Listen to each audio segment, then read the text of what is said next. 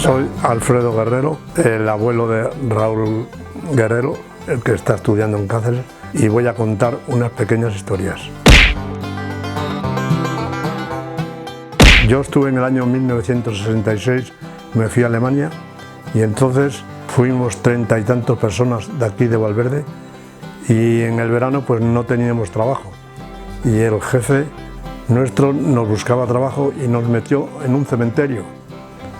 Y entonces cuando estamos allí dijo el jefe que el que entendiera un poco de albañil que levantase la mano, y yo levanté la mano y me pusieron de jefe para los alemanes y para los de Valverde. Entonces era poner baldosas. Nunca había visto los alemanes cuando hacían las pozas todo a pico y pala, y a los alemanes los enterraban con los dientes de oro y con medallas y cosas de esas, y los alemanes todos pendientes de esas cosas buscaban toda clase de oro. Y sí, buscaban el oro porque era verdad. A mí me enseñaron, en una mochila llevaban toda clase de oro que encontraban. Lo que menos les interesaba era hacer las pozas, era buscar solo el oro. Lo hacían por las mañanas y por las tardes. Relojes, aros, anillos, dientes de oro y dentaduras enteras. Todos se llevaban en unas cajitas que llevaban, y eso pues lo vendían y ganaban dinero en aquel entonces. Ellos ganaban poco dinero y con eso pues sacaban un buen jornal.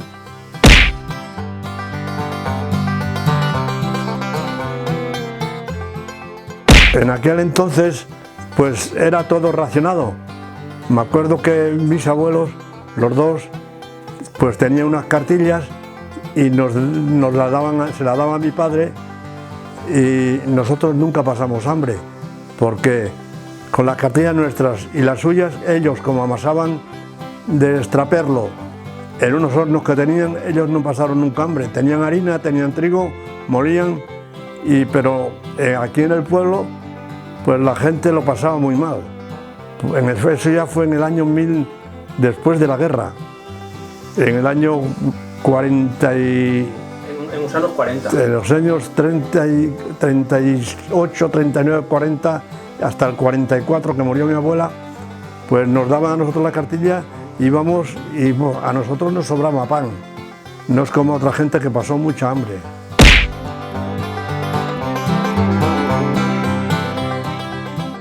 Voy a contar otra pequeña historia también de los quintos míos. Éramos 118, entre mujeres y hombres. En aquel entonces, como no había televisión, pues la gente ya sabía a tener críos. Y el cura aquí del pueblo le dije que me sacara una lista de la gente que había nacido en el año 1937, me dio el nombre de todos, mujeres y hombres. Entonces yo cada vez que se muere uno, los voy tachando. Aquí están tachando, ya han muerto 38 quintos, entre mujeres y hombres. Quedan muchos de esta quinta nuestra, como eran muchos, pues todavía quedan muchos. Y así es la vida, unos van para allá y otros quedan aquí. Pero los quintos, mire, Alfredo, tú que tienes la lista de los quintos, ¿cuántos van ya? Ayer mismo me dijeron que cuántos habían muerto, y 2 o 3 que están ahora graves. Y todos los años yo organizaba fiestas para unas comidas, para ir las mujeres y los hombres. Aquí en Valverde íbamos y hacíamos en el hotel otras para recordar las penalidades que habíamos pasado. Contáis. ¿Cómo? Que a lo mejor algún día me confundo y tacho a uno y al día siguiente se muere. Eso ya no puedo saber yo si soy la muerte. Es que también hay casos de esos que si me puedo confundir y tacho a uno, y claro, lo he tachado y está más vivo que el demonio. A lo mejor se muere y le he matado yo. Sí, a lo mejor pues ese mismo se muere también, ¿no? Pero claro que se tiene que morir, como tenemos que morirnos todos.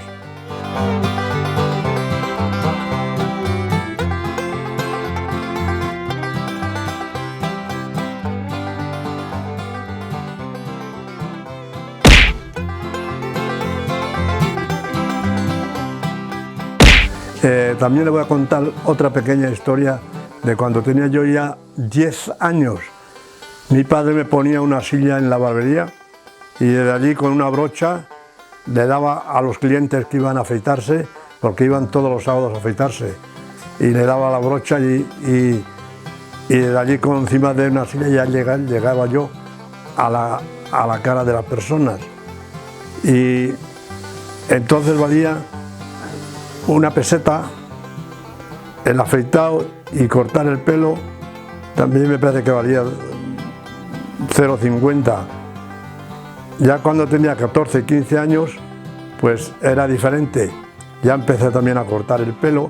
Antes no había como ahora, antes solo era el pelo al cero con un flequillo y eso era lo que se llevaba, el estilo. Allí nadie se cortaba el pelo arreglado como ahora, solo era al cero y a veces veías correr los piojos por la cabeza, veías las liendres, te daba hasta asco cortar el pelo porque había las liendres y los piojos.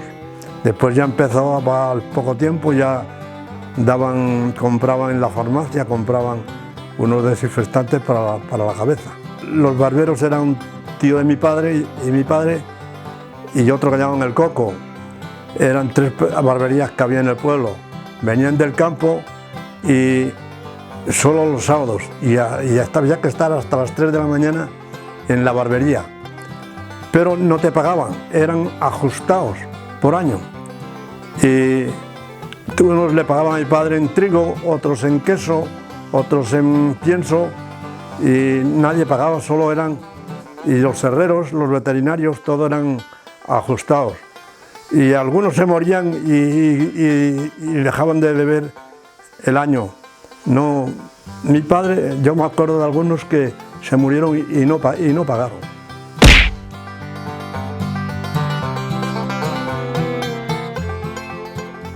Ya cuando fui mayor, a mí me tocó ir a Plasencia a hacer el ejército. Entonces, uno de los veteranos, para cachondearse de nosotros, había 2 de Valverde que eran medio analfabetos, no sabían escribir, y yo le escribía las cartas a la novia. Y claro, yo escribía lo que ellos me decían. Pero había un veterano que quiso burlarse de uno de Valverde, le dio la dirección, era de Jarray de la Vera, el veterano. Le dio la dirección de una que había muerto ya. Le escribía las cartas, toda la semana le escribía una carta o 2, y la otra, claro, no contestaba, estaba como había muerto.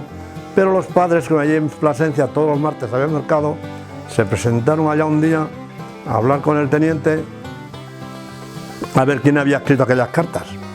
Claro, las cartas las había escrito yo, pero a mí me mandaba uno que escribiera aquellas cartas que él quería hacerse novio de ella. Y claro, como había llevado 3 o 4 años muerta, llamaron al veterano y tuvo que ir después de licenciarse todos los quintos suyos, le metieron 3 meses más en el calabozo por hacer esas fechorías.